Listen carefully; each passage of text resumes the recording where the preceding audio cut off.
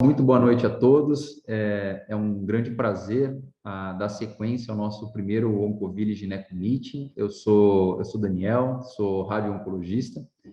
Ontem nós abordamos aspectos muito interessantes sobre tratamento de tumor de colo uterino. Essas palestras elas vão estar disponíveis no YouTube posteriormente. E hoje nós vamos dar sequência com o módulo de endométrio.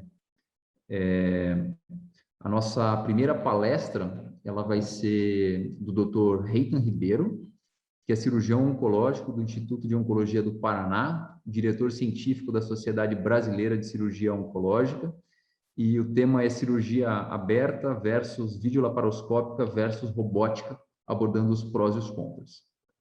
Olá, muito obrigado aos amigos do Oncoville pelo convite. Hoje eu vou conversar um pouquinho com vocês sobre cirurgia aberta, videolaparoscópica ou cirurgia robótica nos tumores ginecológicos.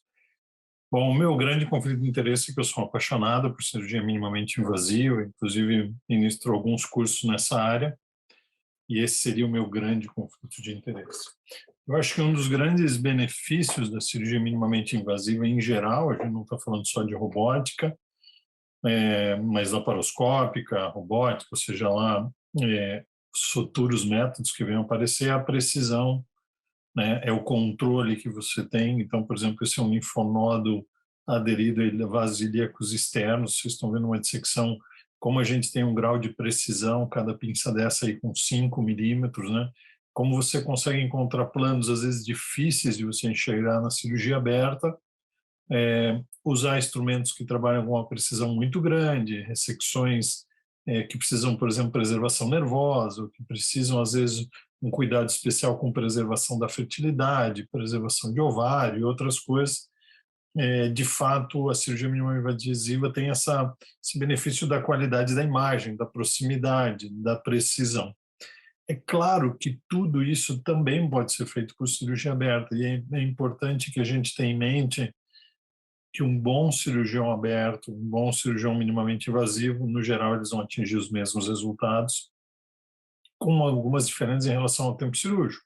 Sangramento, com um pouco de complicação de parede na cirurgia aberta, mas, no final, as cirurgias têm resultados oncológicos relativamente parecidos. Então, aqui a gente está mostrando, por exemplo, tumores aderidos, em que a gente consegue, mesmo com cirurgia minimamente invasiva, ressecar superficialmente estruturas tão rígidas, por exemplo, como a própria esse tumor aderido ao osso, então periósteo, esse tipo de coisa, só para vocês terem uma ideia do que é possível de fazer com cirurgia minimamente invasiva, mas isso exige um treinamento e um certo, uma curva de aprendizado. De forma geral, a gente associa o uso de cirurgia minimamente invasiva com menos dor, menos tempo de internação, menos sangramento, retorno mais precoce ao trabalho e com taxas equivalentes de complicações e resultados oncológicos parecidos. E os contras da cirurgia minimamente invasiva, no geral, são o tempo cirúrgico e o maior custo. Mas aqui hoje eu vou mostrar uma perspectiva um pouquinho diferente. Primeiro, que se você tem resultados equivalentes em termos de taxa de complicação e resultado oncológico, eu não posso dizer que ele é a favor de um grupo ou de outro. De fato, esses grupos se equivalem. Então, sempre que a gente compara cirurgia minimamente invasiva com cirurgia aberta, a gente nunca vai ter um resultado oncológico melhor, pelo menos a gente não chegou nesse ponto. O que a gente está procurando é um resultado oncológico igual, com menos complicações ou melhor qualidade de vida. Eu vou começar mostrando os resultados de câncer de endométrio, que nesse sim são resultados consagrados a favor da cirurgia minimamente invasiva. Você tem alguns ensaios clínicos randomizados, prospectivos. Eu vou mostrar aqui uma meta-análise desses principais trabalhos. E o que a gente já sabe? Isso é baseado em estudos da década de 90, de lá para cá a laparoscopia melhorou, os resultados melhoraram, então a gente pode esperar coisas ainda melhores em favor da laparoscopia. Nesse caso, por exemplo, a gente sabe que a laparoscopia demora um pouco mais a cirurgia, isso já está bem definido, mas os pacientes têm menor perda sanguínea e as complicações de parede também são menores. Então, de forma geral, hoje, o standard para câncer de endométrio, na cirurgia do câncer de endométrio, é a cirurgia minimamente invasiva, seja ela laparoscópica ou robótica. Alguns países adotam mais fortemente a cirurgia robótica, até por uma questão de acesso. Para a nossa realidade, a laparoscopia ainda é mais acessível. Quando eu avalio os aspectos oncológicos das ressecções, a gente também percebe que a cirurgia ela é equivalente, não existe uma diferença significativa em termos de linfonodo, em termos de distensão da ressecção, enfim, da qualidade da ressecção. E a cirurgia laparoscópica tem um pouco menos de complicações pós-operatórias no câncer de endométrio. Principalmente aqui a gente está falando de complicações relacionadas à incisão. Vocês sabem, as pacientes de câncer de endométrio no geral são obesas, elas têm outros fatores de risco, então elas têm mais complicação de incisão, como seroma, infecção e hérnia.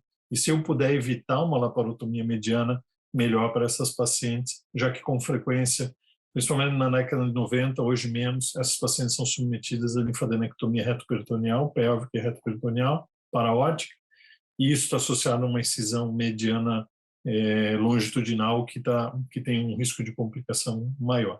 Então, de forma geral, para câncer de endométrio está bem definido, cirurgia minimamente invasiva é a melhor opção por ter menos complicações de pós-operatório com resultado oncológico igual. Então, a sobrevida global, sobrevida livre de doença, sobrevida de câncer específico, todos eles com resultados equivalentes.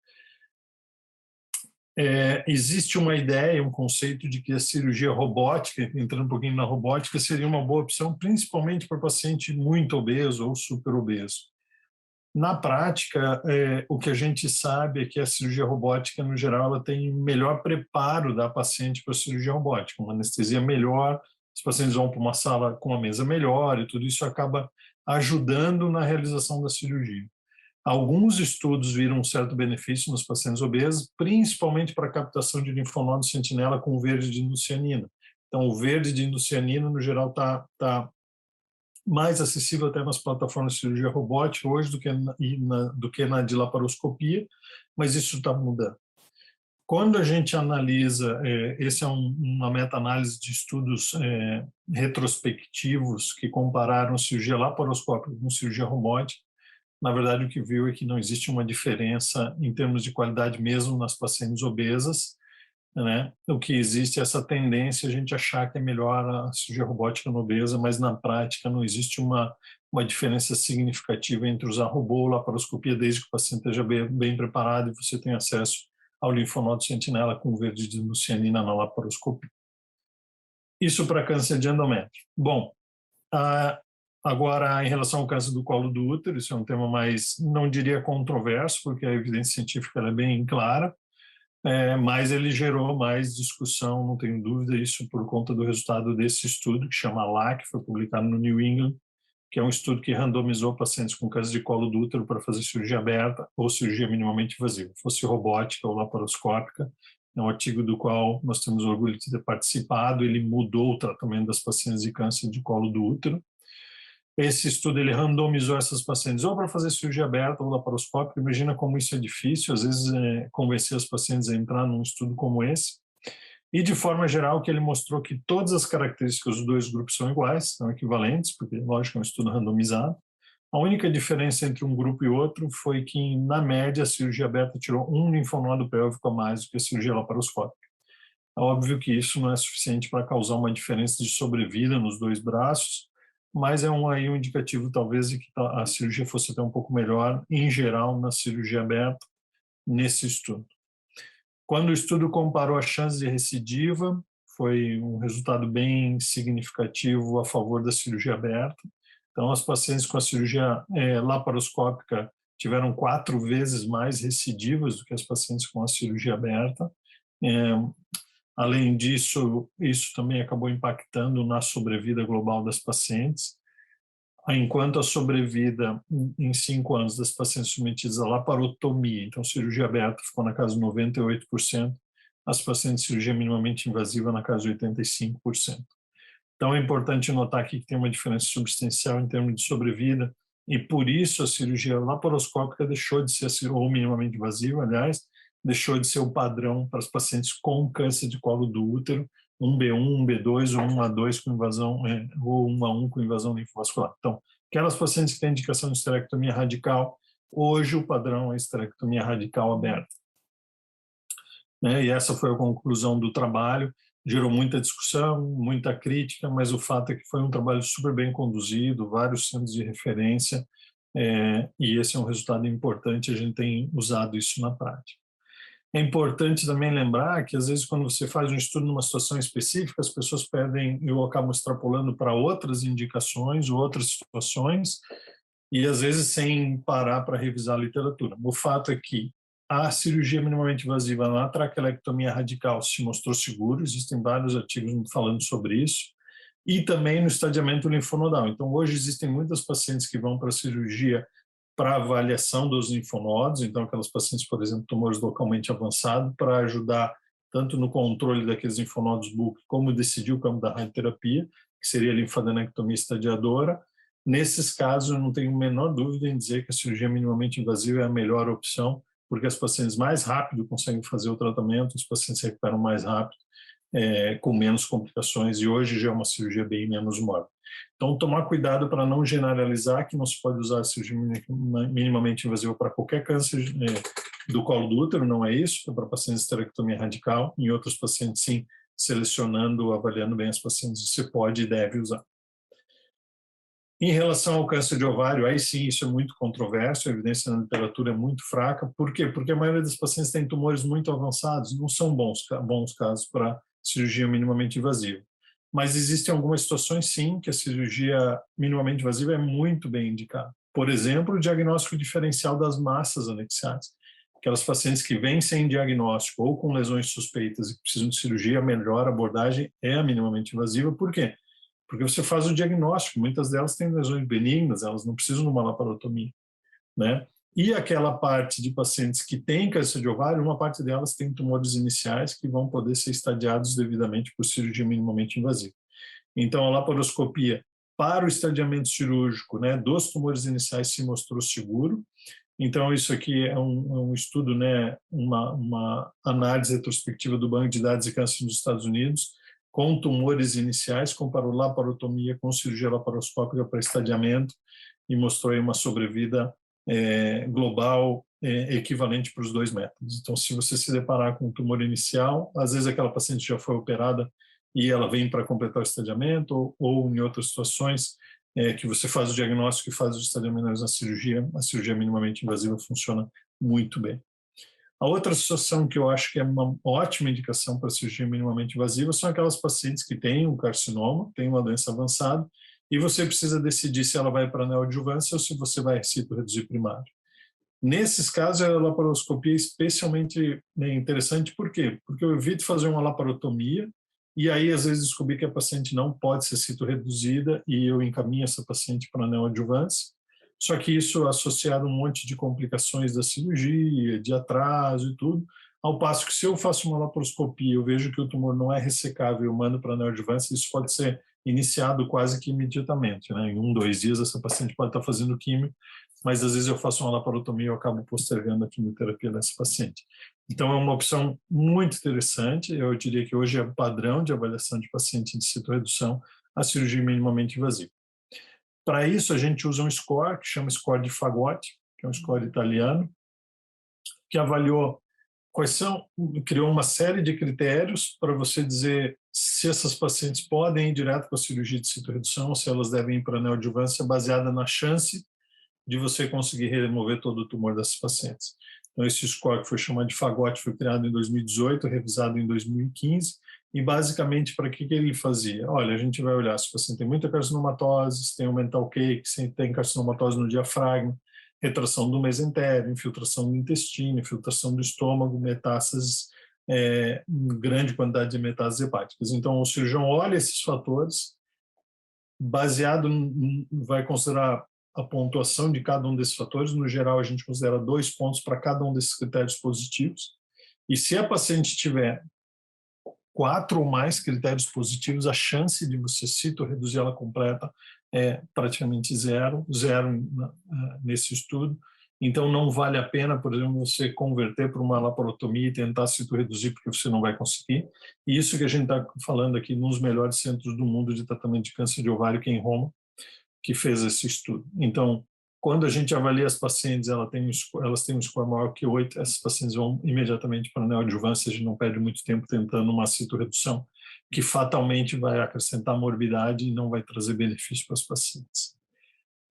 Por fim, esse é um estudo para avaliar também do mesmo centro, do mesmo grupo italiano, para avaliar, bom, e para pacientes que têm tumores mais avançados, será que eu posso, então, continuar a cirurgia por minimamente invasiva e fazer a ressecção cirúrgica da doença avançada?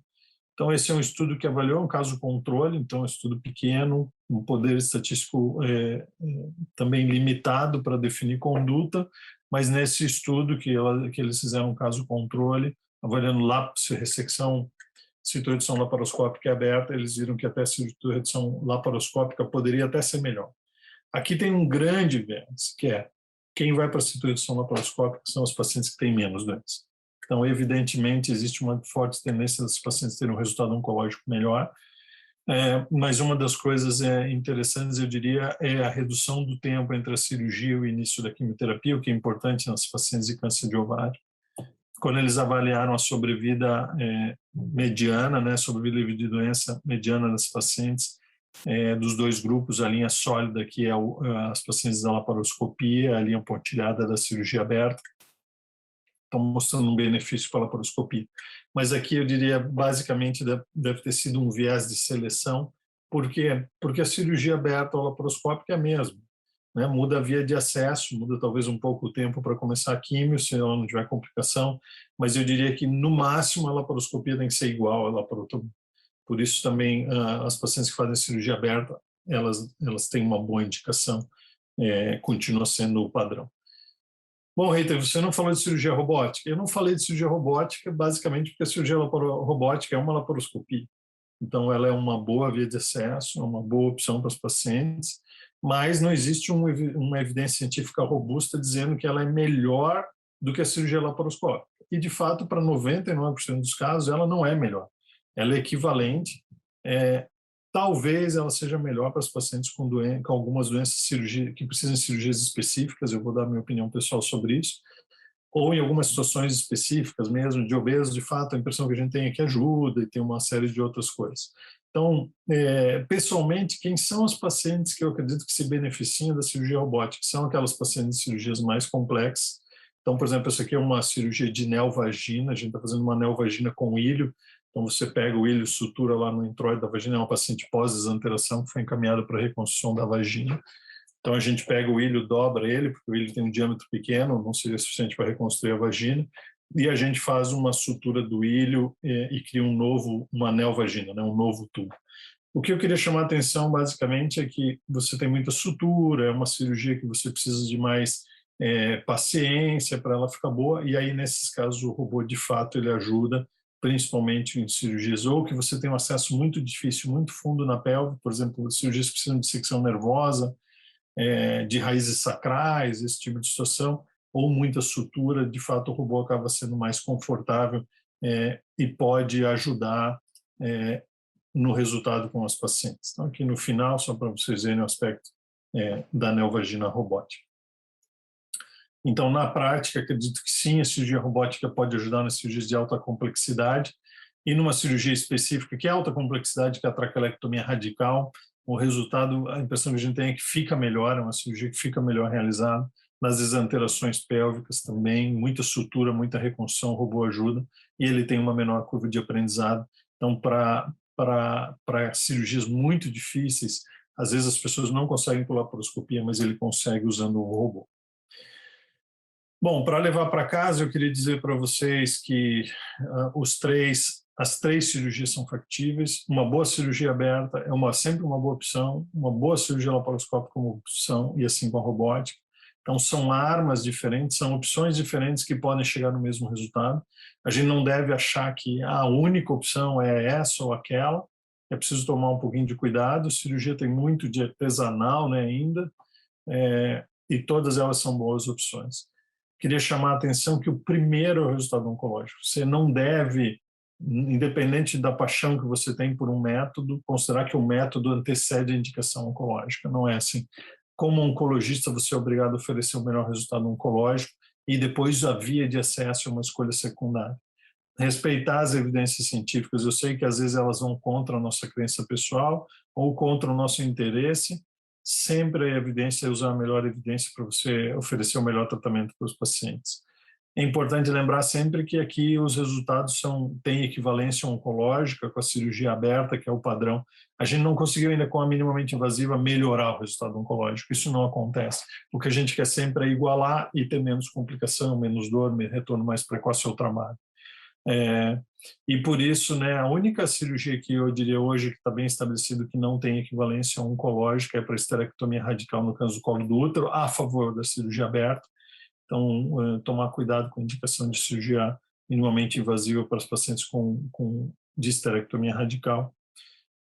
E lembrar que todas as cirurgias têm curva de aprendizado, sejam elas abertas, laparoscópicas ou robóticas, mas de fato a cirurgia laparoscópica que tem maior curva de aprendizado. Então, por isso que às vezes eu digo para um residente, o pessoal mais jovem, eu digo, faça o que você faz melhor, independente da via de acesso. Obrigado e eu fico à disposição. Muito obrigado, Dr. Reita. Uma excelente aula, um tema muito interessante, sempre visando a manutenção de resultados oncológicos ou a sua melhora com a redução de efeitos colaterais. Aos colegas que nos prestigiam nesse evento, caso tenha alguma pergunta, eu peço que encaminhem pelo chat. E dando sequência nesse alvo de otimizar a avaliação, reduzindo efeitos colaterais, eu convido o Dr. Fábio Fim, cirurgião oncológico do Centro de Oncologia do Paraná, que vai nos contar sobre o papel da pesquisa de linfonodo sentinela em tumor de endométrio. Olá, boa noite a todos. É um prazer estar aqui. Queria agradecer muito à comissão organizadora, todo o pessoal do Oncoville pela organização do evento. O tema da aula que me foi dado é o papel da pesquisa de linfonodo sentinela. É um tema no câncer de colo de endométrio, um tema bastante inovador, com algumas propostas novas, na verdade, já realizado há bastante tempo, mas com algumas propostas novas. E a minha aula vai se basear no racional do uso do linfonodo sentinela, quando fazer, as estratégias de tratamento, como fazer e as falhas que podem ocorrer quando a gente realiza o linfonodo sentinela. Então, o linfonodo sentinela, ele implica num correto estadiamento. Quando nós temos e conseguimos identificar o sentinela, o valor prognóstico, ele é imenso. A gente pode, através dele, fazer um tratamento personalizado. E se ele vier positivo, ele vai impactar muito na sobrevida. E também a realização do linfonodo sentinela versus a linfadenectomia, obviamente, vai diminuir muito a morbidade. Então, sobre isso que a gente vai estar falando na aula de hoje. Isso já tem bastante coisa na literatura, alguns guidelines já publicados, tanto da ESGO como o NCCN, já estão falando sobre o uso do linfonodo sentinela de uma forma regular, corriqueira. E a verdade é, qual seria o papel da cirurgia no câncer de endométrio restrito ao útero, né? Então, isso é um tema que, claro, se a gente tiver linfonodo positivo no exame de imagem, não vai adiantar a gente fazer o sentinela. O sentinela serve para esse tipo de população. Então, claro que a cirurgia nesse tipo de câncer de endométrio, ela deve remover o tumor primário, fazendo a esterectomia total, ampliada ou não, dependendo da localização, tamanho de tumor, imagens prévias que a gente tem com salpingoforectomia bilateral. E sempre que a gente tiver doença também extrauterina, retirar, mas se não a gente deve fazer o lavado pélvico, biópsias peritoneais quando necessário, uma entectomia a depender da histologia, e aí sim remover o sentinela e os linfonodos pélvicos e retroperitoneais também quando indicados. Então, mas qual seria o papel do linfonodo sentinela no câncer de útero, do câncer de endométrio restrito ao útero? Então, ele tem muito a ver com a cirurgia minimamente invasiva, por ser uma cirurgia com menor morbidade e, sem dúvida nenhuma, melhorar, então, o microestadiamento, porque esse linfonodo ele será enviado à patologia e a patologia irá fazer microcortes nesse linfonodo para completa identificação se há ou não doença micrometastática dentro do linfonodo. Isso, sem dúvida nenhuma, melhora muito o estadiamento desses pacientes. E eu costumo falar que o estadiamento é um dos pilares da oncologia, talvez o mais importante, uma vez que, se a gente fizer o estadiamento correto, a gente vai tratar essa paciente da melhor forma possível. Mas se a gente estadiar ela de uma forma incorreta, o teu tratamento não vai ser o efetivo, não vai ser o melhor para essa paciente, e aí ela vai poder, e com certeza vai perder em sobrevida. E aí o que a gente pode falar assim, tudo bem, mas se eu, ao invés do sentinela, eu não posso fazer algum exame de imagem para detectar essas metástases? Então, existem vários exames, acredito sim que a ressonância, assim como uma esteroscopia bem feita, a própria tomografia, o PET, ele tem seu papel.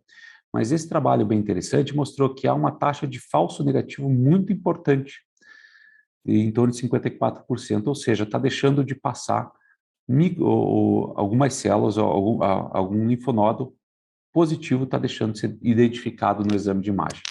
Então, o estadiamento cirúrgico, aliado aos exames de imagem, ele continua sendo o padrão ouro para determinar o correto estadiamento. E, de novo, uma vez que eu estou falando de estadiamento correto, o microestadiamento do linfonodo sentinela, ele se faz necessário. É claro que para isso, esse correto estadiamento, para a gente até chegar a fazer o linfonodo sentinela, eu preciso e eu devo estar fazendo alguns exames de imagem que me caracterizam que essa é uma doença restrita ao útero e que não tenha metástase à distância, né? E que não tenha metástase à distância. Então, através da esteroscopia, ela vai me poder dizer qual é o tamanho do tumor, a localização tumoral, para que eu saiba qual é o melhor qual é a forma da esterectomia que eu vou fazer, se ela é mais ampliada ou não. E, claro, os exames de imagem que a gente aconselha que seja, se possível, a ressonância. Então, slide cedido pelo Dr. Abdul Rostum, e ele fala assim, sobre a linfadenectomia, né? Então, a gente deve reservar, ainda assim, claro, a linfadenectomia pélvica e retroperitoneal para aquelas pacientes que tenham doença positivas no exame de imagem. Isso ainda deve ser feito como rotina ainda para todas as pacientes, desde que não tenha, por exemplo, metástase à distância, pulmonar, hepática, enfim. Realmente a gente ainda tem esse espaço e deve ser feito a linfadenectomia de rotina para esses casos. Mas quais histologias cabem a gente fazer a linfadenectomia o linfonodo sentinela? Quais histologias? Basicamente, em todas as histologias, a gente tem o benefício do microestadiamento. Não só para os endometrióides, mas também para os serosos, células claras, carcinosarcomas e para os diferenciados. Também para essas pacientes, existe um grande benefício em se realizar a pesquisa do linfonodo sentinela. E aí a gente pode ver que, até para aqueles casos iniciais, onde a gente tenha uma invasão menor que 50%, a gente tem detecção de micrometástases nos linfonodos sentinelas. E aí, de novo, isso é uma paciente que às vezes não faria radioterapia, não faria quimioterapia, e muda completamente o estadiamento dessa paciente a favorecer uma terapia adjuvante. E aí, de novo, mas se eu tenho uma invasão menor de 50% inicial, um paciente, então, que é considerado de baixo risco para câncer de endométrio, e aí depois, na peça cirúrgica, a gente tem invasão angiolinfática positiva, seja para grau 1 inicial, grau 1 ou grau 2, mas com invasão linfovascular positiva, a gente tem uma alta taxa ainda de linfonodos pélvicos sentinela positivos. Isso é interessante dizer de novo, porque isso muda completamente o estadiamento da nossa paciente. Por isso que é importante a importância em se realizar esse microestadiamento do sentinela. De novo, volto a dizer que, com isso, a patologista ela consegue visualizar, fazer mais cortes no sentinela, e aí, com isso, procurar micrometástases, o que mudaria, então, o estadiamento. Mas e para aquelas pacientes já em estadios avançados? Ainda vale a pena fazer o sentinela? Sim, ainda vale a pena ficar ou fazer o sentinela. Por quê? Porque essas pacientes não têm ganho de sobrevida quando comparado com os pacientes quando realizados linfadenectomia sistemática versus biópsia do linfonodo sentinela. E uma questão técnica, como a gente deve realizar o linfonodo sentinela? Então, alguns princípios básicos, toda vez que eu encontro, por mais que às vezes no exame de imagem eu não tenha esse linfonodo aumentado, mas quando eu encontro esse linfonodo aumentado durante a cirurgia, eu devo retirar ele, sem dúvida nenhuma, até porque o linfonodo sentinela ele deve ter uma aparência normal. E a injeção, como que a gente realiza o linfonodo sentinela? A princípio, a gente realiza dessa forma. A gente pode fazer em 2 pontos ou 4 pontos, Preferencialmente eu utilizo em 2 pontos, às 3 e 9 horas, injeto 1 ml superficial e 1 ml profundo de cada lado, isso dá 4 ml no total. Há uma tendência nossa em fazer, então, às 3 e 9 horas, por facilidade, é o que a gente faz o nosso serviço. E aí, a partir disso, então, a partir da injeção, o corante ele vai se disseminar pelos troncos troncos linfáticos até a correta determinação do linfonodo sentinela.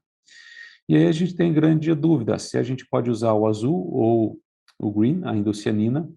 A gente vê muito claro que a indocianina ela tem um benefício muito maior do que o azul somente.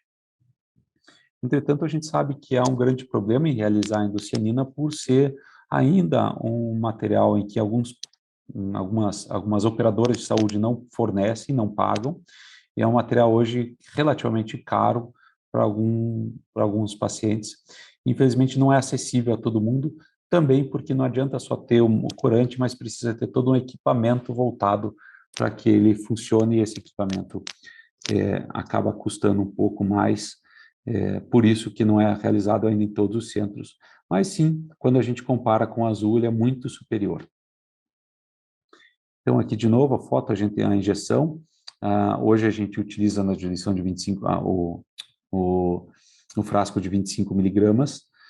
E aí aqui uma foto, então, do professor Leblanc, aqui usando o azul, ele fazendo a identificação da lesão do colo uterino e injetando, então, superficial e profundo no colo. Esse aqui é o azul, vocês vão ver a diferença do azul, porque o azul, ele, olha, quando ele tira, ele acaba sujando muito o campo, né?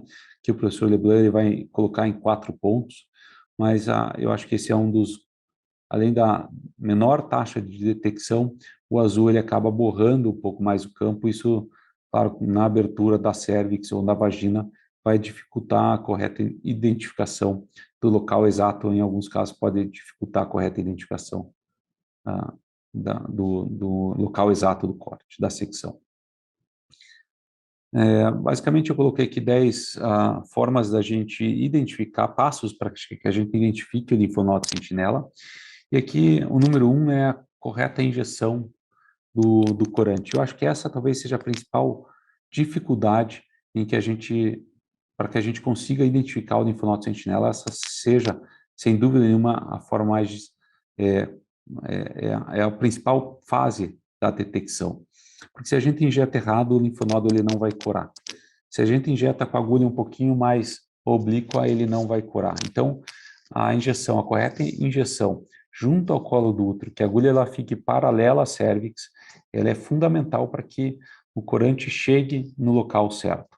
Então, a injeção, acho que talvez seja o número 1, realmente o principal. E aí, a partir do momento que a gente está pronto para injetar, na verdade, eu prefiro já deixar com o trocar ou com tudo puncionado, porque se uma vez eu tiver muita aderência intra-abdominal, eu preciso soltar todas essas aderências até ter o meu campo limpo, para assim, aí sim, só fazer a dissecção do linfonodo sentinela. Então, eu prefiro visualizar todo o meu campo, se meu campo estiver ok, aí sim eu injeto o corante. E a primeira coisa que eu vou fazer na cirurgia é procurar o linfonodo sentinela, abro o peritônio anterior, a gente vai ver o passo a passo, desenvolvo os espaços, identifico onde é que estão os espaços, identifico onde é que está a artéria umbilical obliterada. O corante ele tem que passar por cima dessa artéria, e aí sim que a gente vai identificar o linfonodo sentinela. E a gente vai ver esses linfáticos correndo por cima da artéria obliterada, e aí que a gente identifica ela. Então aqui é um vídeo que eu vou rapidamente mostrar para vocês, abrindo então o peritônio anterior, eu mantenho o ligamento largo para que ele me ajude a formar o teto do meu espaço de dissecção, e com a pinça, usando o gás a meu favor, eu deixo o gás entrar nesse espaço e que ele forme, então, que ele me ajude a dissecar para identificar o linfonodo sentinela.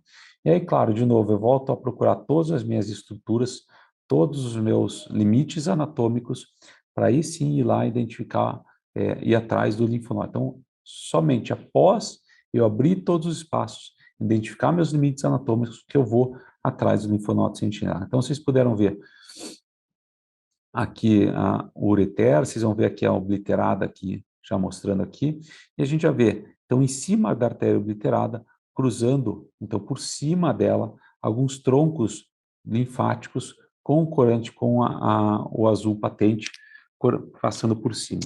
Então, a partir disso, eu vi que, a princípio, a técnica desse lado deu certo, e aí sim, a partir daí, eu vou atrás do linfonodo sentinela, que a gente, após a abertura de todo o espaço, a gente vai ver que ele está aqui nessa região.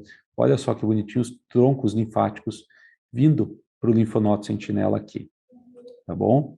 Então, essa é a técnica com azul, aqui a gente já vê aqui o linfonodo sentinela um pouquinho mais, a gente consegue ver realmente o linfonodo sentinela e a correta dissecção dele.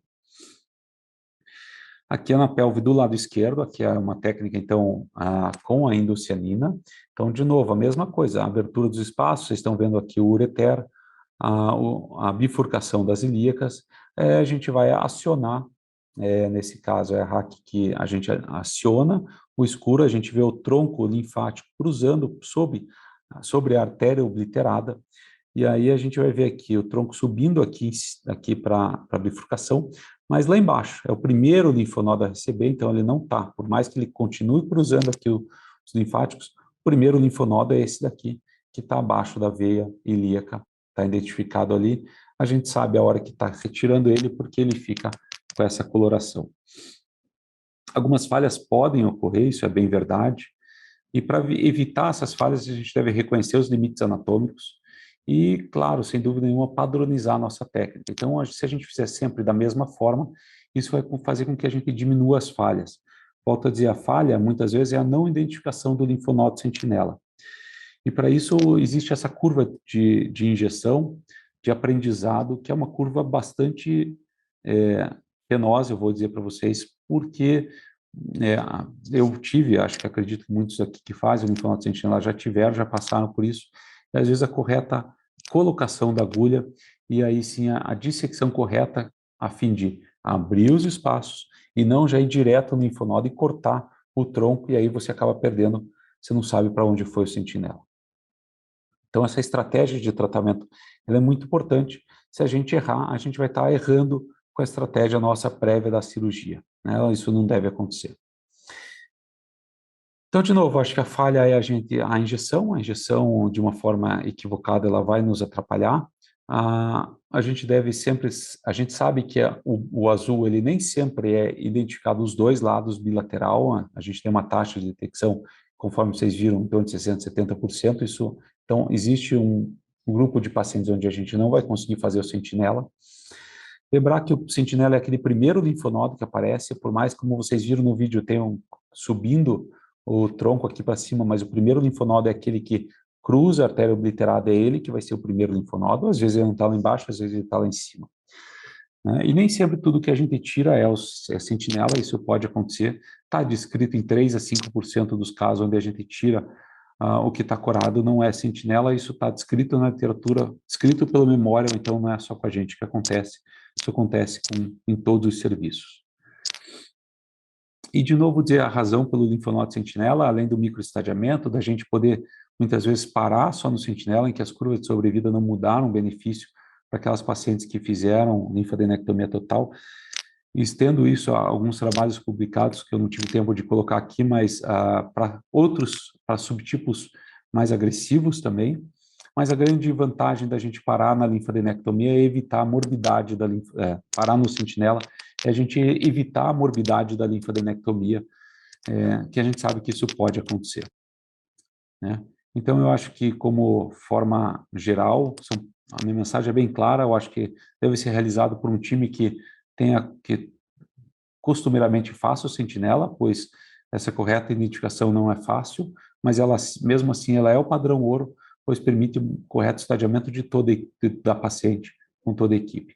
E deve ser realizado de rotina, se de preferência, claro, se disponível por indocianina. Queria de novo agradecer o convite, queria agradecer a todo o time e parabenizar pelo evento. Ficamos à disposição. Obrigado.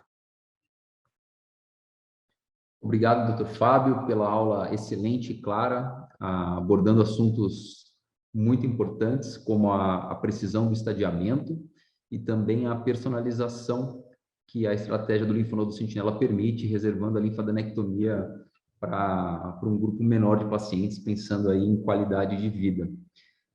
Dr. Reiton, Dr. Fábio fizeram excelentes cirurgias. E qual é o próximo passo? Eu convido a doutora Caroline Nadai Costa, colega oncologista clínica do Instituto de Oncologia do Paraná, fez residência de Oncologia Clínica no AC Camargo Cancer Center em São Paulo, título de especialista pela Sociedade Brasileira de Cancerologia, a compartilhar os seus conhecimentos conosco sobre indicações de quimioterapia adjuvante em função de histologia e estadiamento. Olá, pessoal, boa noite. Meu nome é Caroline, eu sou oncologista clínica. Gostaria de agradecer o convite, de poder estar aqui entre colegas e amigos que são referências na área de tratamento do tumor ginecológico. Então, vou falar um pouco sobre as indicações de quimioterapia adjuvante em função da histologia e do estadiamento. Eu não tenho nenhum conflito de interesse para essa aula. E só para a gente contextualizar, o tumor do corpo do útero aqui no Brasil, ele é o 8º tumor mais incidente no sexo feminino. Nos Estados Unidos, ele é o tumor mais prevalente ginecológico, e a incidência, ele vem aumentando nos últimos anos, principalmente por causa do envelhecimento da população e do aumento da obesidade. A maioria dos tumores, eles são localizados, então, diagnosticados iniciais em 70% das pacientes, e nos Estados Unidos, eles diagnosticam metastática em torno de 10%. Eles têm uma taxa de sobrevida em 5 anos de 81%. Então, vamos entender um pouco quais são os fatores que impactam negativamente no prognóstico dessas pacientes. O primeiro é o estadiamento. Então, quanto mais tardio, mais avançada a doença diagnosticada, maiores as chances de recidiva e morte pelo tumor. Então, quando a paciente tem a doença localizada, uma chance de sobrevida em 5 anos mais de 90%, já uma paciente com doença à distância pode chegar a menos de 20% as chances de sobrevida dela. O grau histológico também influencia. Então, para o mesmo estadiamento, a paciente que é diagnosticada com um tumor de alto grau, um grau 3, ela tem piores desfechos. O subtipo histológico também influencia bastante nos desfechos. Então, a gente sabe que os tumores serosos, carcinomas pouco diferenciados, carcinosarcoma também são pacientes com um comportamento mais agressivos.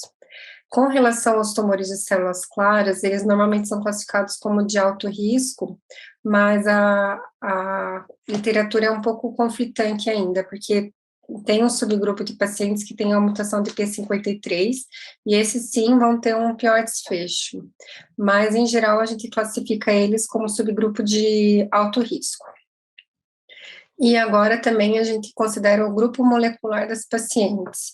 Então, quem fecha critérios para poli são subtipos com ótimo prognóstico, então sobrevidas próximas a 100% em 5 anos, e aqueles pacientes que têm o subgrupo molecular P53 anormal têm maiores riscos de recidiva e morte. Quem trata tumor ginecológico tem que começar a estar bem familiarizado com esses subgrupos moleculares.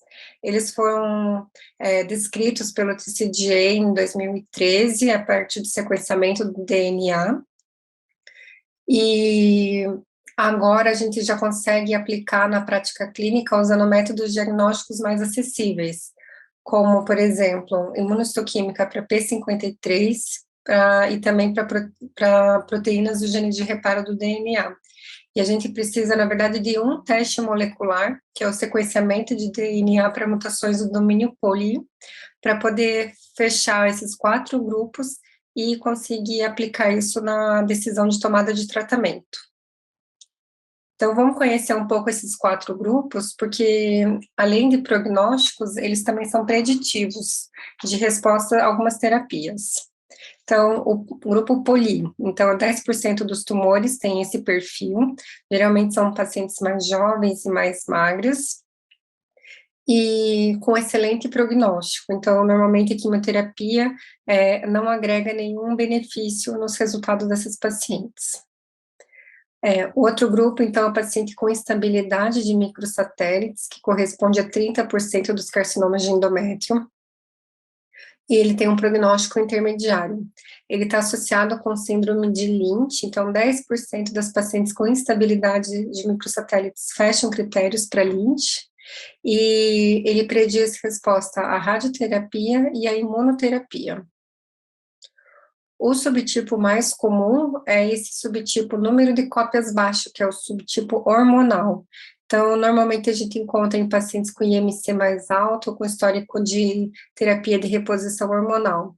Ele tem um desfecho intermediário favorável e com resposta à terapia hormonal. E o subgrupo que tem pior prognóstico é esse do P53 mutado, que em torno de 18% dos tumores são desse subtipo molecular. São pacientes com uma sobrevida pior e que costumam ter respostas à terapia quimioterápica. E outra particularidade que a gente costuma ver bastante tumor seroso nesse subgrupo, mas não é exclusivo, e também o HER2 positivo, onde a terapia anti-HER2 pode ser benéfica. Então, hoje, os guidelines, eles classificam os tumores em grupos de risco, com base na histologia, invasão vasculolinfática, o perfil molecular, e aí a gente vai decidindo quais que são os melhores tratamentos para esses pacientes. Tá? Hoje eu trouxe as recomendações mais atuais do consenso europeu da ESGO-ESTRO para tratamento, porque eles já estão agregando esse perfil molecular. Então, o mais comum é a gente encontrar pacientes no subgrupo de baixo risco, que é aquela paciente que tem um estádio clínico 1A, endometriose, tumor de baixo grau, ou então, se você tiver a classificação molecular, qualquer paciente estádio clínico 1 e 2 poli. Então, essas pacientes, elas têm um excelente desfechos e vão ser tratadas somente com cirurgia, tá?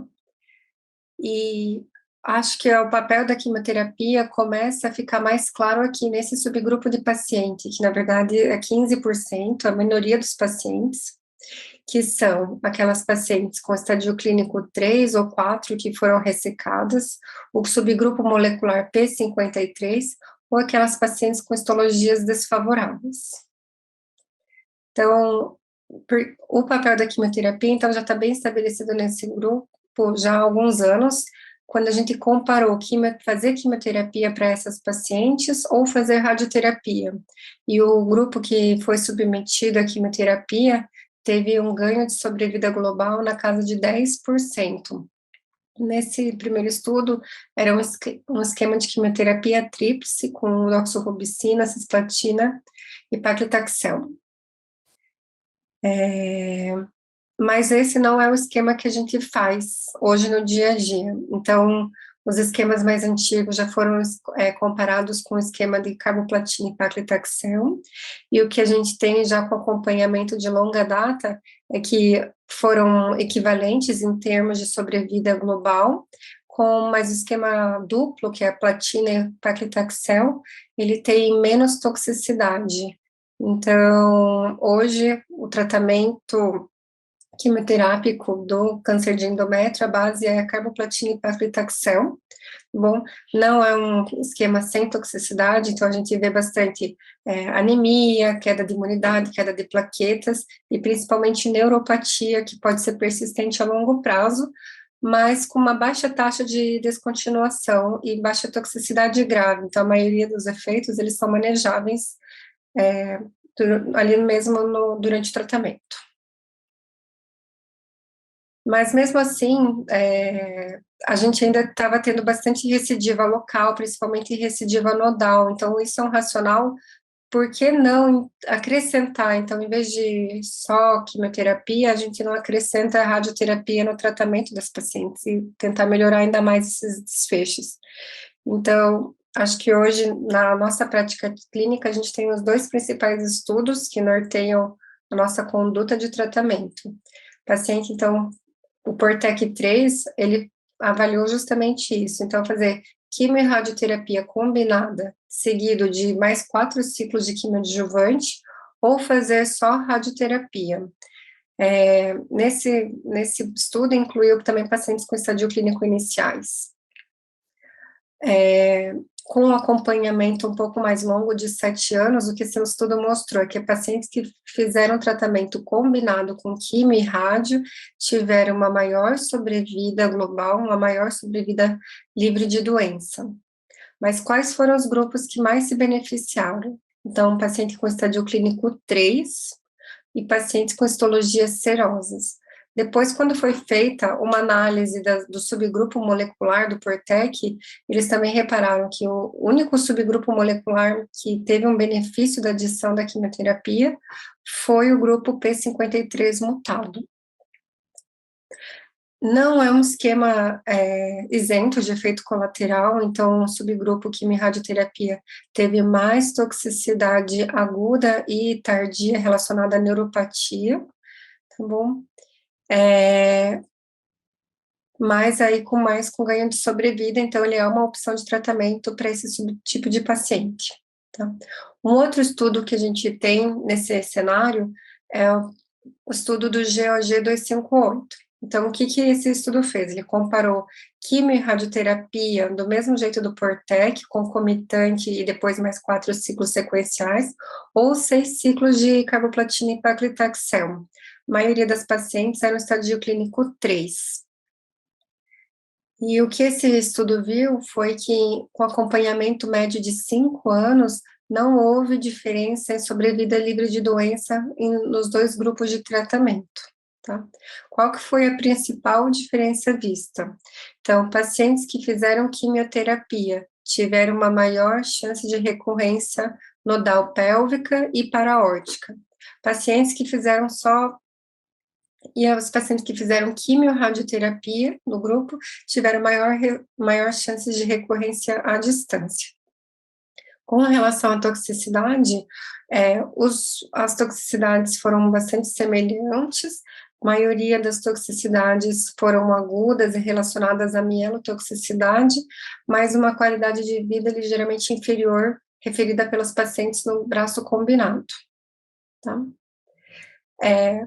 Já para os pacientes que têm um risco intermediário, que é aquela paciente com estadio clínico 1 e 2, que não são do grupo poli, que não tem mutações do P53, já foi tentado avaliar se a quimioterapia teria algum papel benéfico nessas pacientes. Então, foi comparado, 3 ciclos de quimioterapia com radioterapia, e não foi visto o benefício da quimioterapia, porém com mais toxicidade. E os pacientes do grupo que fizeram quimioterapia também tiveram maior recorrência nodal. O subgrupo do Portec 3, que avaliou quimio-radioterapia ou só radioterapia, o subgrupo de estadio clínico inicial 1 e 2, com fatores de alto risco, agregaram muito pouco benefício do tratamento combinado, então não justificando todos aqueles efeitos colaterais para esse subgrupo de pacientes, tá? Então, hoje, a radioterapia pélvica permanece ainda como padrão de tratamento para estadio clínico 1 e 2, com fatores de alto risco, que não são P53 e que não são poli.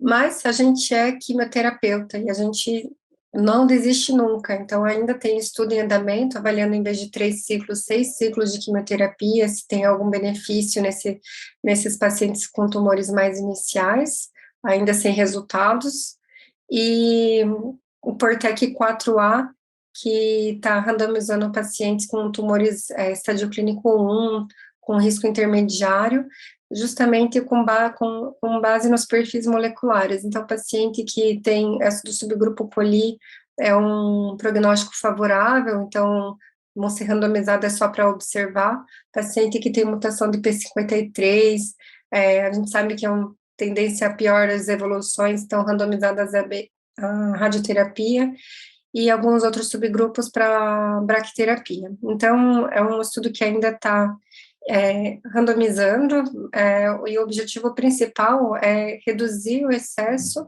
de tratamento nesses pacientes e já utilizar essa biologia molecular do tumor para ajudar na tomada de decisões. E esse é um grande grupo, né, com 4 trials, que justamente vai separar os pacientes de acordo com o subgrupo molecular, e a partir daí vai randomizar para tratamentos de acordo com essa biologia. Então, pacientes com P53, elas vão receber um tratamento combinado, mais ou menos inibidor da PARP. Paciente com estabilidade de microsatélites, vai ser avaliado o papel da imunoterapia adjuvante. Pacientes com aquele subtipo hormonal, será que o tratamento adjuvante hormonal para esse tipo realmente vale a pena? E o subgrupo poli, randomizadas para não fazer nada, ou eventualmente é só radioterapia no estádio clínico 3. Tá? Então, como conclusão final, acho que a tipagem molecular no câncer de endométrio, quando acessível, ela deve ser, sim, incorporada aos diagnósticos clínicos de rotina e decisões de tratamento. Tá? Principal papel da quimioterapia é para tumores estádio clínico 3 e 4 que foram operados, pacientes com histologia serosa, que já tem invasão miometrial, então estádio clínico 1 a 4, e aqueles tumores também P53.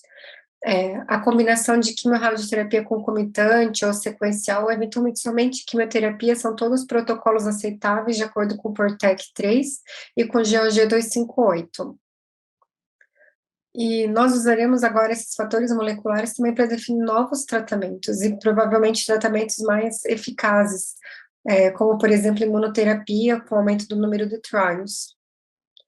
E também, sempre que possível, usar esses fatores moleculares para desintensificar o tratamento, como é sabidamente do poli.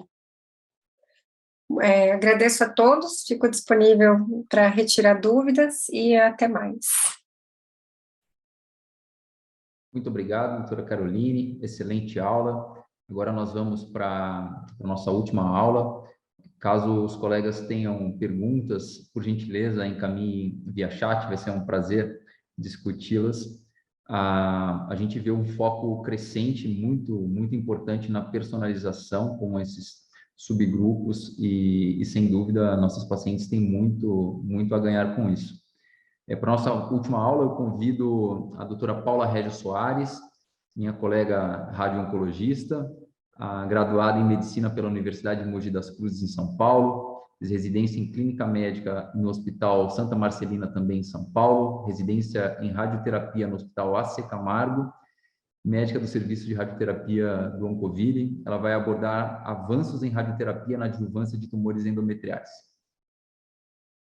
Olá, pessoal. Meu nome é Paula Soares, sou radio-oncologista. Vou falar um pouquinho para vocês a respeito dos avanços da radioterapia nos tumores de endométrio.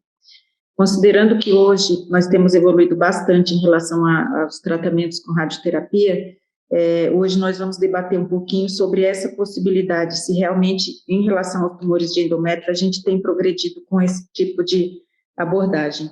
Então, só para a gente relembrar, a radioterapia pélvica a gente utiliza na grande maioria dos pacientes, estádio 1, 2 ou 3, em algum momento a gente poderá fazer uso da radioterapia, principalmente no tratamento pós-operatório. Em relação à recorrência locorregional, é o principal objetivo da radioterapia. Toda vez que a gente coloca uma paciente para tratamento adjuvante, a gente está pensando em reduzir o risco da recidiva local. A gente já tem estudos anteriores, como o PORTEC 1, que observou o risco de recidiva locorregional em 15 anos, e foi observado que o grupo que fazia radioterapia e cirurgia, o risco de recorrência era de aproximadamente 6%. E quando a gente colocava somente a cirurgia isolada, o risco era em torno de 15%. O que a gente pensa quando a gente vai colocar ou propor um tratamento para uma paciente num determinado momento? É óbvio que a gente deseja que essa paciente tenha uma sobrevida aumentada, e isso realmente está acontecendo em relação aos tumores ginecológicos. A gente pensa principalmente em melhorar a qualidade de vida da paciente e também em reduzir os efeitos do tratamento. Então, todos esses objetivos é o que a gente visa quando a gente propõe um tratamento, é o que a gente deseja em relação à evolução das técnicas de radioterapia ou das propostas de tratamento oncológicos propriamente. E quais são as dúvidas que a gente tem em relação aos tratamentos? Quais serão os efeitos mais frequentes? O que a gente pode trazer para esses pacientes?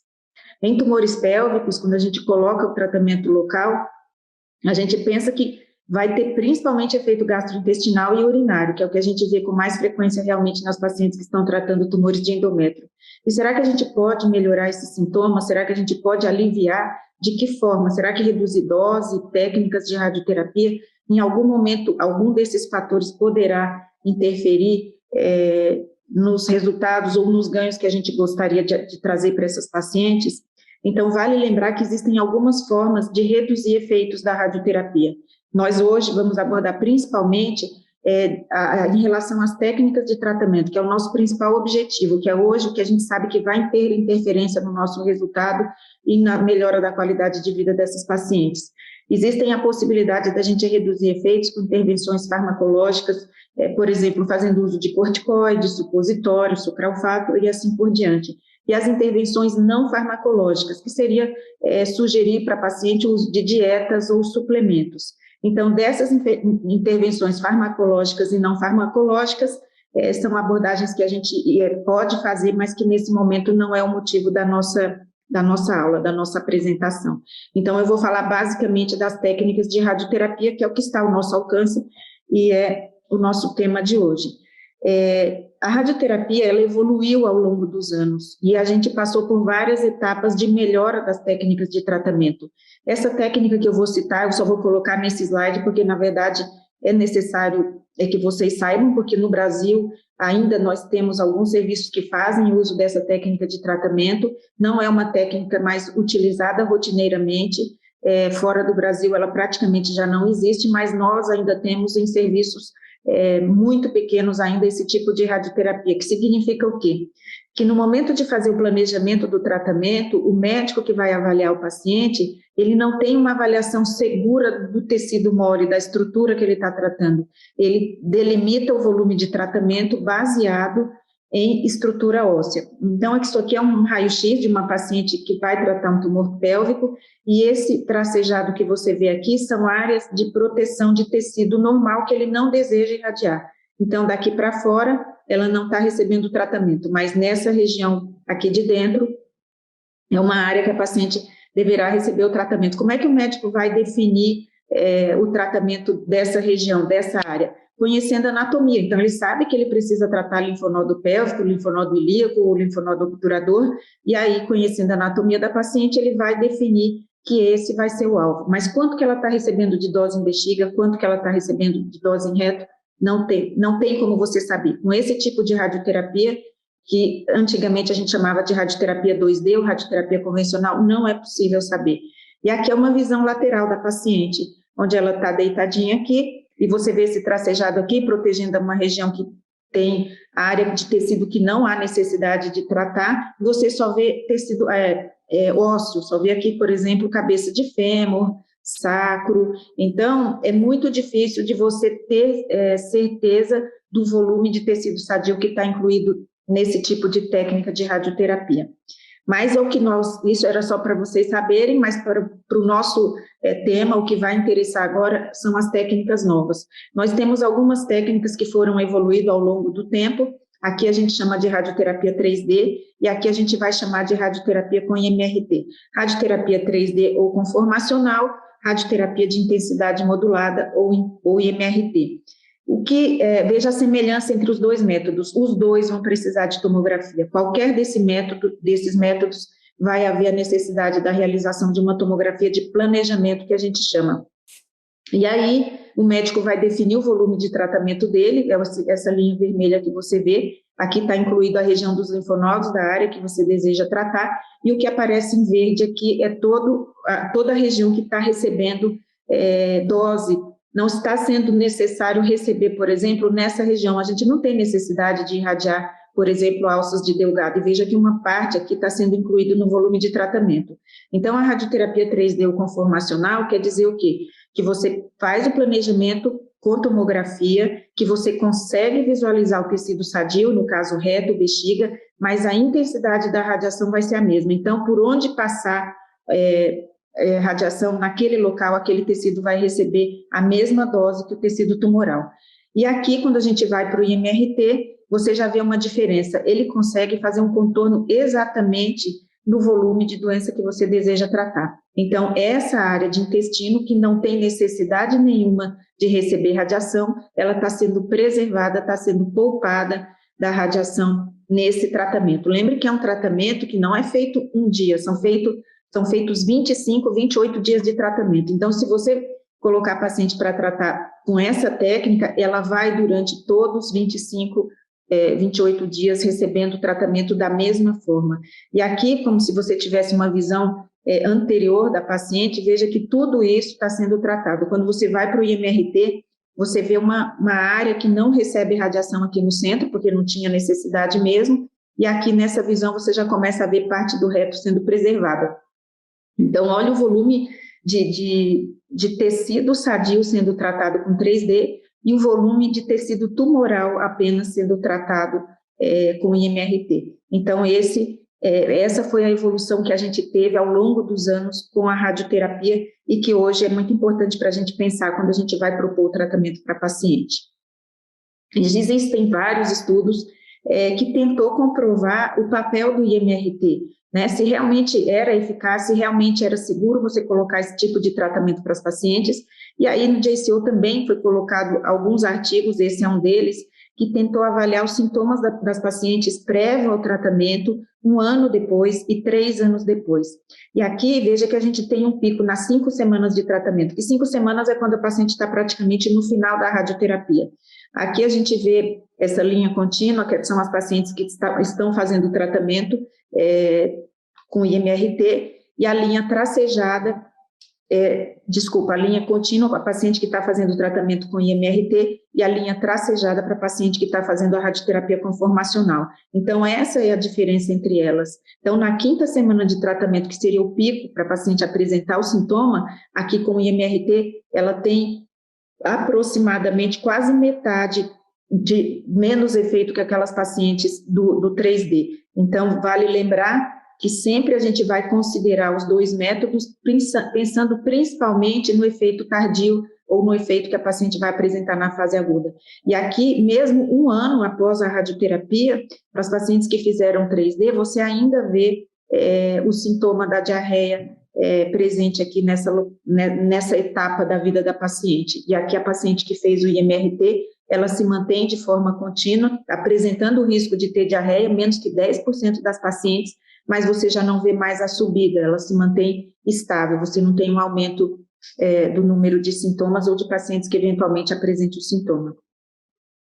Outro estudo aqui também avaliando a questão do IMRT, e aqui ele quis comparar efeitos no geral gastrointestinal, mas efeitos mais graves, efeitos gastrointestinal grau 3, alterações gastrointestinais que as pacientes apresentavam na fase aguda e na fase tardia. Aqui em azul, as pacientes que fizeram 3D e em vermelho, as pacientes que fizeram IMRT. Então, praticamente metade das pacientes na fase aguda tiveram toxicidade grau 3 para as pacientes que fizeram IMRT. E isso vale também para a fase tardia. Apesar de menos pacientes terem efeitos gastrointestinais severos, ainda com o grupo do 3D, você ainda tem um predomínio das pacientes que fizeram radioterapia 3D, que ficou muito claro naquele slide o porquê dessas pacientes terem mais efeito gastrointestinal.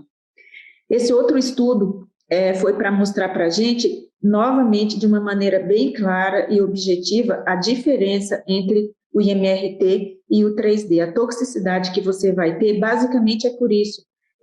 Aqui, quando a gente vai ver as pacientes do 3D, olha aqui o reto da paciente, quase 50%, 70% dele dentro do volume de tratamento. Aqui com o IMRT você consegue fazer essa curva, você consegue preservar parte do reto nessa paciente que vai receber o tratamento. E aí você prova claramente que o IMRT tem um ganho em relação à preservação do tecido sadio. Aqui no 3D, você veja, seu volume de tratamento está aqui, mas você ainda tem radiação fora do seu alvo. A curva que aparece aqui em verde, em azul, significa que você ainda está recebendo radiação fora, com uma dose menor, mas ainda recebe, o que você já não vê com o IMRT. Então, vale lembrar que o IMRT é uma técnica que a gente ganhou, que foi evoluindo ao longo do tempo para favorecer do ponto de vista de toxicidade. Aqui nós não estamos falando de controle de doença, nós não estamos falando de ganho de sobrevida, nós estamos falando de complicações e eventuais efeitos do tratamento. Ainda em relação à toxicidade gastrointestinal, aqui eles fizeram uma comparação entre as toxicidades agudas e crônicas. Agudas, aquelas que você vai percebendo no decorrer do tratamento, até 3 meses, e as tardias após isso. Então, você vê as pacientes que fizeram IMRT que aparecem em laranja, elas têm mais um predomínio de toxicidade gastrointestinal grau 1 na fase aguda. E as pacientes do 3D, que as pacientes que aparecem em azul aqui, você percebe que o predomínio de toxicidade gastrointestinal aqui é 2 e chega a quase 65%. Então, você vê bastante toxicidade grau 2 para as pacientes que fazem o 3D. Quando a gente vai falar de toxicidade gastrointestinal crônica, as pacientes do IMRT continuam também se favorecendo, tendo menos toxicidade tardia, né? E aqui, grau 0, predominando as pacientes do IMRT. Então, com todos esses estudos, a gente está falando nesse momento do intestino, porque é o órgão mais próximo da região que a gente está pensando em tratar, o órgão mais sensível, ele é muito mais sensível que a bexiga, então você fica sempre observando que essas pacientes, quando vão evoluir com complicações, na grande maioria delas são complicações gastrointestinais. E em relação à obstrução intestinal, então, já que a gente está falando do intestino, será que a gente vai ter, essas pacientes também vão ter obstrução intestinal? Será que vai ter só essa fase que ela desenvolve diarreia, que ela vai apresentar alguns efeitos? E será que tardiamente ela vai desenvolver obstrução intestinal? Então, tem um estudo que foi feito pelo Memório e ele quis avaliar exatamente isso, o que pesava para a paciente evoluir com obstrução intestinal. Então, ele avaliou vários fatores, entre eles idade, IMC, técnica de radioterapia, tipo de tratamento que você estava fazendo, se eram tumores endometriais, se eram tumores cervicais, e aí ele avaliava e observava o que pesava em relação à obstrução intestinal. E veja que no grupo do IMRT, quando ele avaliou essa variável, foi o que pesou mais em relação à toxicidade, em relação à obstrução intestinal. Então, fazer o IMRT diminui muito também a probabilidade da paciente evoluir tardiamente com obstrução intestinal. E aqui ele mostrou para a gente claramente que ao longo do tempo, nos próximos 10, 20 meses, essas pacientes começam a aumentar o risco de evoluir com obstrução intestinal para as pacientes que vão fazer o 3D. Enquanto as pacientes que fizeram o IMRT, elas se mantêm de forma contínua com risco muito mais baixo. E veja que o risco de obstrução intestinal, ela vai ao longo da vida da paciente, 120, 140 meses, ela ainda está com esse risco de obstrução. Então, o IMRT também tem essa questão em relação a pensar na toxicidade tardia, inclusive com a questão da obstrução intestinal. E será que a gente pode fazer mais coisa, ganhar mais coisa com essa técnica de tratamento, que é isso que a gente está pensando em melhorar para as nossas pacientes? Então, vamos relembrar a questão do 3D. Então, aqui a gente tem 2 figuras mostrando como seria um campo de tratamento da paciente que vai fazer o IMRT. O que está em vermelho aqui é a área que recebe maior dose, verde que recebe menos dose, azul menos dose ainda. E se você fosse ver essa paciente de frente, você veria dessa forma o local, a região que ela está tratando. Então, aqui o que aparece em rosa seria toda a área de tratamento dessa paciente, toda a região que ela está recebendo radiação. E o que tem aqui atrás? Tecido ósseo. Então, além do tecido mole, a gente também tem tecido ósseo. E baseado nisso, há muito tempo, há mais de 10 anos, veja que aqui, desde 2013, a gente já tem publicação, inclusive do RTOG, de um grupo do Canadá, que tem uma colega muito voltada para tratamento de tumores ginecológicos, que é a doutora Lohane Portelance. Ela tem bastante publicação relacionada com os pacientes de tumores ginecológicos, e elas já pensaram na toxicidade hematológica. Será que o IMRT não diminuiria a toxicidade hematológica das pacientes que vão fazer radioterapia pélvica? E todos esses estudos de mais de 10 anos atrás já comprovaram que sim, a gente diminui a toxicidade dessas pacientes. E aí, o próprio RTOG também começou a colocar vários estudos pensando no papel do IMRT, principalmente nas pacientes que faziam tratamento pós-operatório, sempre lembrando dos efeitos gastrointestinais. Então, isso não é novidade, isso já está acontecendo, e a gente tem que estar de olho na forma como a gente vai abordar essas pacientes e sempre pensar nessa possibilidade de tratamento quando você deseja diminuir o risco de complicação e melhorar a qualidade de vida das pacientes. E teve mais estudo no RTOG ainda, mostrando que você reduzir o volume de medula óssea tinha um benefício bastante importante, principalmente quando você pensava em associar a quimioterapia. Então, é bastante interessante a gente pensar na possibilidade de incluir o IMRT quando você sabe que essa paciente vai fazer um tratamento sistêmico e que você deseja preservar a medula óssea dessa paciente. Então, está bem claro que, né, há muito tempo, essa evolução da radioterapia tem buscado trazer melhora da qualidade de vida das pacientes. Então, sempre que a gente pensar em tratar as pacientes com tumores pélvicos, as pacientes com tumores de endométrio, a nossa primeira possibilidade, o nosso desejo é pensar nessa técnica de tratamento. Há algum tempo, em 2018, foi feita uma revisão na literatura de todos os trabalhos que incluíam intervenções para reduzir a toxicidade gastrointestinal da radioterapia. E foram achados 92, veja só, 92 trials controlados randomizados que fizeram esse estudo, essa abordagem. Todo mundo tem interesse em reduzir esse risco de complicação. E quando a gente foi ver esses estudos, todos controlados randomizados, 44 deles, sendo que 11 falavam sobre intervenções que comprometiam ou envolviam diretamente a radioterapia, sobre técnicas de radioterapia que favorecessem a redução da complicação, e mais 14 estudos falando de outros aspectos da radioterapia. Então, essa é uma questão que a gente tem que estar sempre em busca, porque esse é o objetivo, fazer uma abordagem adequada. Com certeza você tem desejo de reduzir o risco de recorrência local, mas antes de tudo, você também tem que estar voltado para o seu risco de complicação para esses pacientes. Do ponto de vista de tecnologia, a gente evoluiu bastante. O IMRT ele pode nos ajudar a melhorar a qualidade de vida. É um tipo de tratamento que você permite dar doses altas para paciente, doses na área que você deseja, com doses reduzidas nos órgãos sadios. Vários estudos, como a gente viu, mostram superioridade do IMRT em relação à toxicidade gastrointestinal, em relação à obstrução intestinal, que é aquilo que a gente viu naquele trabalho tardiamente. Algumas pacientes vão evoluir, então com o IMRT a gente diminui bastante esse risco, e mais recentemente a questão de preservar a medula óssea, principalmente nas pacientes que você vai propor o tratamento sistêmico, pensar nessa possibilidade de ter menos tecido ósseo irradiado. Então, a gente está numa fase da oncologia que a gente está tentando fazer muita coisa para poder reduzir o tempo da paciente no serviço de radioterapia, para melhorar a qualidade de vida, porque a gente está aumentando muito a sobrevida delas, tanto com os nossos tratamentos, com as técnicas cirúrgicas, com tudo que a gente está tendo. Ainda em relação à pelve, a gente não entrou no hipofracionamento, que é o que a gente mais vê em algumas patologias. Então, para a pelve, para tumor de endométrio especificamente, nesse momento ainda não é o padrão a gente reduzir o nosso tempo total de tratamento, ainda não é padrão a gente reduzir a nossa dose, que a gente já comentou anteriormente, 45, 50 Gray, mas, por outro lado, nós podemos ainda fazer coisas, e o que nós estamos fazendo é evoluir do ponto de vista técnico, que é o que a gente está podendo fazer para esses pacientes, e, com certeza, esse é um ganho que a gente está acrescentando cada vez mais. Fico à disposição, que vocês precisarem, a gente vai discutir em poucos minutos. Obrigada.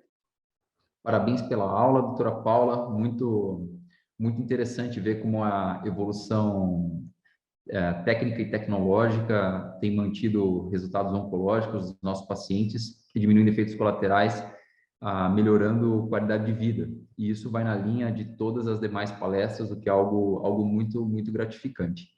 Eu vou convidar o moderador da noite, o Dr. José Clemente Linhares, cirurgião oncológico do Hospital Erasto Gettner e do Instituto de Oncologia do Paraná, que vai nos conduzir com comentários sobre as aulas ministradas e perguntas da plateia.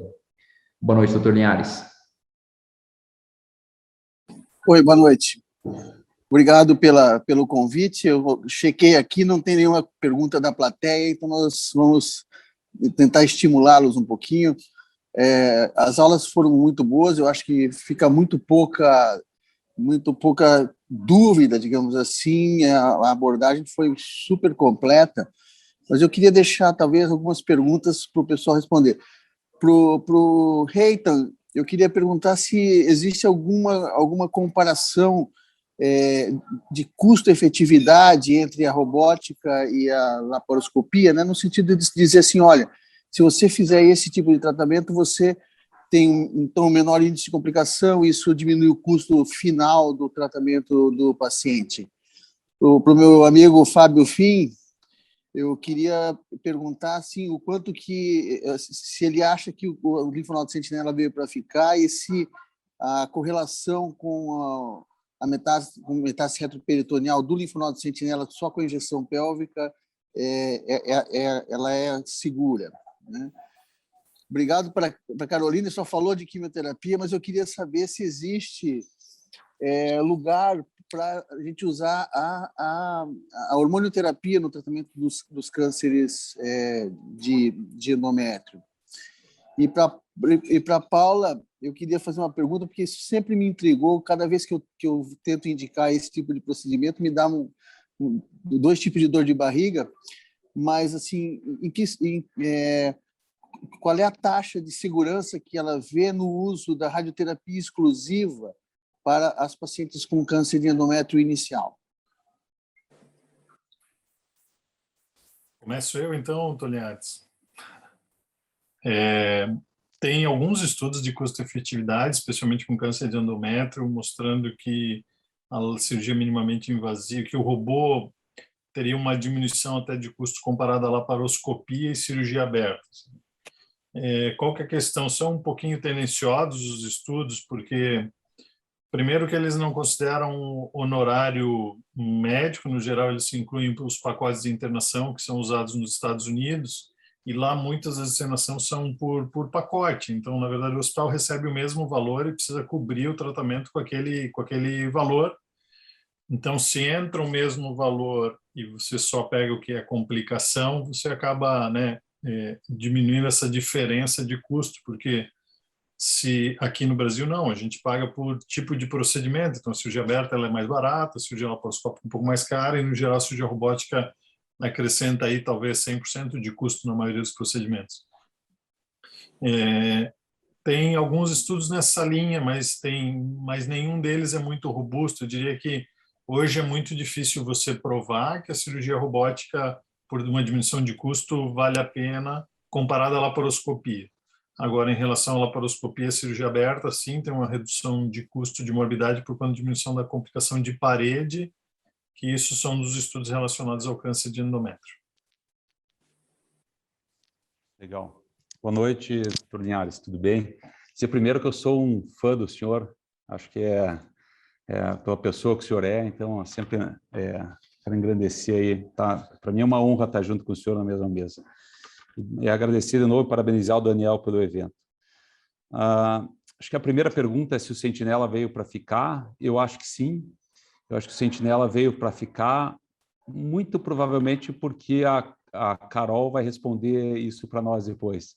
Porque eu acho que a gente personalizando cada vez mais o paciente, sabendo que tipo de câncer de endométrio que ele tem, porque eu acho que, mais do que ninguém aqui, o senhor pode dizer que antigamente a gente tratava o câncer de mama da mesma forma para todas as mulheres, o câncer de endométrio da mesma forma para todas as mulheres. E hoje, com o que a Carol mostrou, a gente sabendo o subtipo molecular de cada paciente, a gente vai personalizar mais a doença, a paciente. E o Sentinela, eu acredito que ele seja mais uma forma de você conhecer o estadiamento dessa paciente do que propriamente você tratar ela. Principalmente para aquelas pacientes que não têm um exame de imagem mostrando doença à distância. Então, eu acho que o Sentinela é uma boa forma de você estadiar essa paciente corretamente, junto com a biologia molecular, e aí sim para a Carol e a Paula poderem tratar depois de uma forma personalizada. E a segunda pergunta, que foi sobre o linfonodo retroperitoneal, o que a gente tem? Então, na verdade, assim, tem uma série do memória, o que eles fizeram um estudo, eles reviram os pacientes que eles tinham retrospectivamente, que eram 30%, eles tinham metástase retroperitoneal isoladas, E aí, quando eles reviram esses casos, eles refizeram pegaram todos os linfonodos pélvicos e microestadiaram todos esses linfonodos, de 30% caiu para 3% de linfonodo retroperitoneal positivo, sendo que menos de 1% era o carcinoma endometrioide e 2,5%, se eu não estou enganado, sobre os outros subtipos histológicos. Então, eu acho que por enquanto, eu fico satisfeito com a forma com que a gente faz o linfonodo sentinela. Acho que a curva de aprendizado é muito difícil, não é fácil, mas que a indocianina, ela, que nem o Reitan falou, e eu pude ter a oportunidade de mostrar, eu acho que ela veio para somar bastante. Ainda nesse tema tem um nosso colega, o Rodrigo Fernandes, que é de São Paulo, do ICESP, ele está fazendo a tese de mestrado dele, ele está injetando a indocianina no corno do útero, eu não sei, Reitan sabe certinho, mas ele está injetando por laparoscopia, acho que é no processo tubário, eu não tenho bem certeza o local onde ele está injetando, e ele está vendo uma taxa de detecção ele está vendo 2 linfonodos, ele injeta na cervix e no útero por laparoscopia, então ele está identificando mais de um linfonodo. Geralmente ele está identificando 2 pélvicos e 2 paraórticos, mas ainda sem significância estatística, porque os retroperitoneais estão vindo negativo, mas isso é em off e não tem nada publicado ainda. Mas isso é uma tese interessante para a gente conhecer daqui a pouco. Acho que é essa a minha resposta. Bom, então, oi, pessoal. Obrigada de novo pelo convite. Então, assim, o papel da hormonioterapia é principalmente para paciente metastático, tá bom? Que tem componente de baixo grau. Então, e de preferência com receptor hormonal positivo, não é obrigatório o paciente ter receptor na imunistoquímica, mas a gente tem aquela consciência de que parece que vão ser os pacientes mais respondedores. Então, o principal papel é, eventualmente, numa primeira linha de tratamento de uma doença metastática num paciente de baixo grau, ou, eventualmente, é um paciente que fez a primeira linha de tratamento com quimioterapia e você quer deixar ela numa manutenção, quer poupar ela de quimioterapia, e é uma paciente que você quer tentar segurar numa manutenção e preservar ali a medula. Tem que ser paciente bem selecionado, porque aumenta o risco de tromboses, então tem os efeitos colaterais do tratamento de bloqueio hormonal, mas eu tenho experiências, assim, relativamente boas, que segura a doença. No cenário de doença de adjuvância, a gente ainda não tem estabelecido como padrão a hormonioterapia, mas um dos braços ali dos trials do Transportec vai randomizar as pacientes justamente para hormonioterapia também, adjuvante. Então, acho que selecionando bem as pacientes, você vai ter espaço para isso, sim. Eu por último agora, né? Então, em relação, boa noite para todo mundo, Fábio de novo, Reita, Carol também estava ontem, né, Linhares. Então, em relação à radioterapia, a gente não tem utilizado como tratamento isolado para tumor de endométrio, a gente sempre coloca como tratamento adjuvante. Raramente a paciente vai ter como primeiro e único tratamento a radioterapia. Até hoje, eu acho que eu só fiz umas 2, no máximo 3 pacientes como radioterapia exclusiva, ou seja, sem tratamento cirúrgico, mas pacientes que não tinham condições de ressecção cirúrgica por comorbidade. Não é um tratamento que a gente pense num primeiro momento como tratamento isolado, porque tem doença residual ali e responde muito pobremente à radioterapia. É muito difícil de você fazer radioterapia externa, fazer a BRAC e ainda você esperar que essa paciente não vá ter doença residual após os 2 tratamentos. Então, não é uma escolha inicial nossa fazer tratamento exclusivo para tumor de endométrio, mesmo para estadio inicial. Todas as vezes que eu fiz essa escolha, eu me arrependi. Por isso que eu digo, porque você leva essa história das comorbidades, né? E aí acaba tentando poupar o paciente do risco da cirurgia, e no fim, às vezes, era melhor ter corrido o risco da cirurgia, porque ela acaba complicando mais, e aí você acaba tendo que operar em piores condições. É muito pobre a resposta. Até para fazer a braquiterapia, você tem que ter uma sonda própria, que raramente a gente tem no próprio serviço, a gente nem compra a sonda para colocar, porque você nem pensa em utilizar depois. Teoricamente, seria uma sonda com duas aberturas, né, uma para cada lado, para você tentar colocar no corno uterino. Então, você abrir o colo, colocar 2 sondas, é um procedimento difícil. Então, não é uma boa... Eu lembro disso porque antigamente você fazia a esterometria isso a maioria de vocês não acompanhou. Fazia esterometria, mais de 8 centímetros, radioterapia pré-operatória, menos de 8 centímetros, cirurgia. Então, existiam essas sondas intrauterinas justamente porque a gente fazia muita radioterapia com o útero presente, pré-operatório. Pessoal, alguém gostaria de fazer mais alguma pergunta, algum comentário? Ô, Daniel, posso só fazer uma pergunta para o Reitan Turliari, só para ver a opinião deles? Com certeza. Ô, Reitan, se você hoje se sente confortável em não fazer a linfadenectomia retroperitoneal e pélvica em pacientes de alto risco, mesmo naquelas pacientes que tenham, claro, naquelas pacientes que tenham imagem negativa para metástase, para doença linfonodal, você para só no sentinela hoje em dia? Como que você vê isso?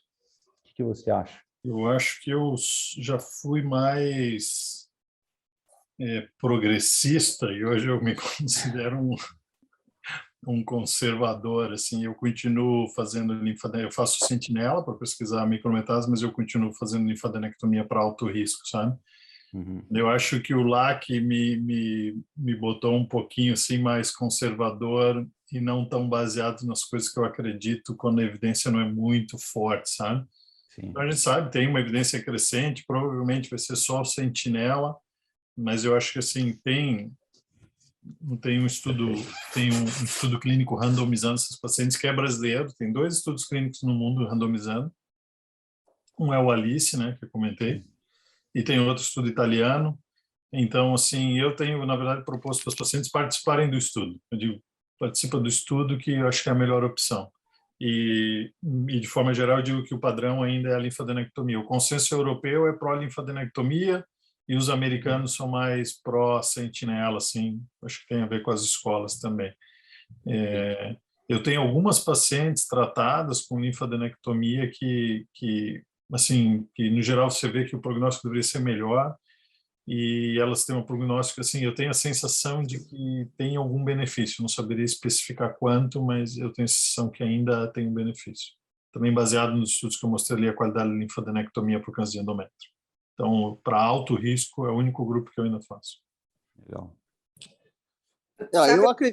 Eu acredito muito no linfonodo sentinela. Eu acho que quanto menos morbidade a gente oferecer para o paciente, melhor.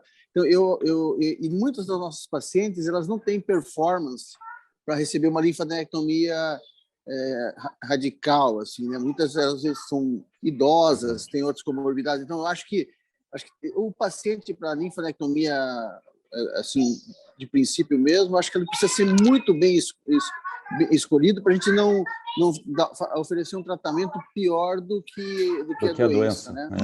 Então eu acho que o linfonodo sentinela é muito útil porque ele te dá uma certa segurança de que você está fazendo um bom tratamento para aquela paciente também.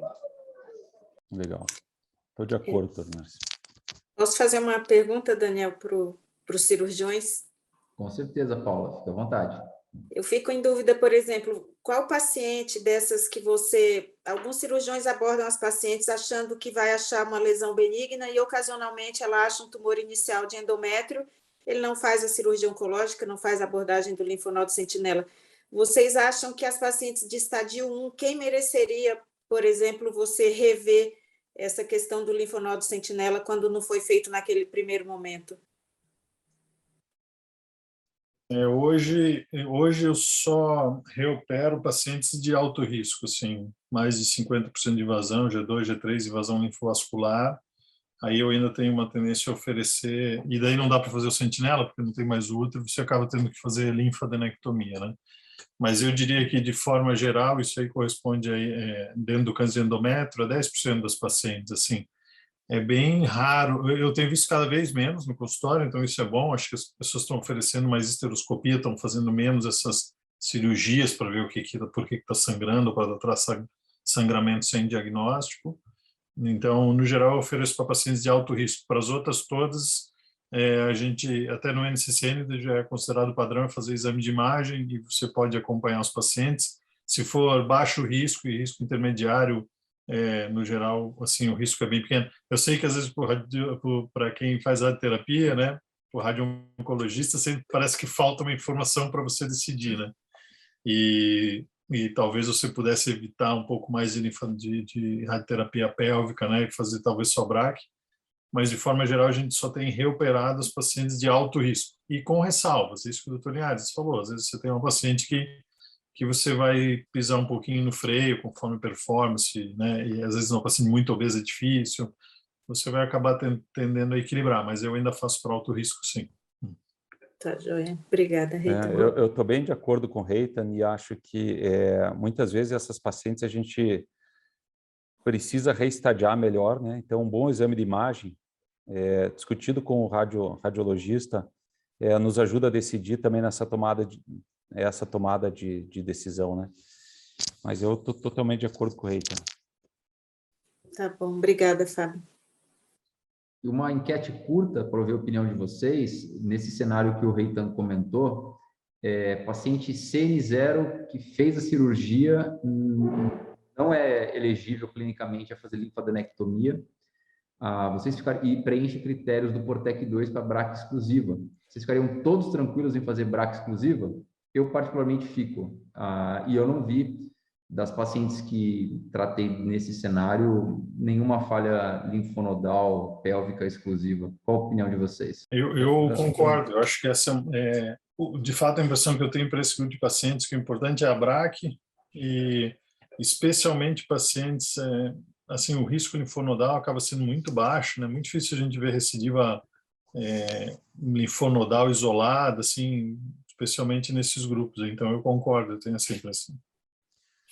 Também estou de acordo. Tem uma série do Memorial que de umas pacientes, das pacientes que tiveram recidiva, somente 8% foi metástase linfonodal, muitas delas à distância. Então eu concordo, acho que a BRAC vai muito bem também. E Carol, achei excelente a sua aula. Eu sou um fã da parte de avaliação molecular dos tumores e eu acho que em breve a gente vai ter um subgrupo de pacientes que vão ser tratadas e curadas exclusivamente com cirurgia, que são os tumores POI. Então, eu acho que a gente tem um grande caminho aí de potencialidade para individualizar e ajudar nossas pacientes a terem bons resultados e menos toxicidade. Foi muito interessante aqueles slides mostrando os caminhos futuros. A gente já tem alguns estudos mostrando pós-classificação molecular que a gente muda a conduta de paciente em 7% dos casos. Então, mais ou menos 60% das vezes a gente reclassifica os pacientes para mais alto risco e 40% das vezes a gente reclassifica os pacientes para baixo risco. Então, quase 10% de mudança de conduta, né, com o marcador molecular. Eu acho que eu gostei do que o Fábio colocou para mama, né? Então, assim, hoje a gente vai ter que tratar o câncer de endométrio de acordo com a classificação molecular, porque isso muda tudo, né? Então, você vai deixar de dar quimioterapia para quem não responde e vai passar a dar mais quimioterapia para quem você sabe que responde. Verdade, Carol, a aula foi ótima. Eu só espero que você não descubra que a cirurgia não tem mais efeito. Mas sabe que cirurgião também vai ter que saber classificação molecular. Sem dúvida. Porque dependendo da radicalidade, né? Se você pega um tumor ali T53, talvez até questão de preservação de fertilidade seja uma coisa mais delicada de você estar oferecendo. Sim. Então vai ter que ser uma coisa de todos. Bom, pessoal, acho que conseguimos conversar sobre vários aspectos muito interessantes aí sobre o manejo de tumor de endométrio. Muito obrigado pela participação de todos que dispuseram parte do seu dia para estarem aqui conosco. É uma honra participar com colegas tão ilustres e espero que em breve nós tenhamos o nosso segundo evento. Um abraço e uma boa noite a todos. Tchau, tchau. Obrigado, boa noite. Obrigado, boa noite. Obrigada.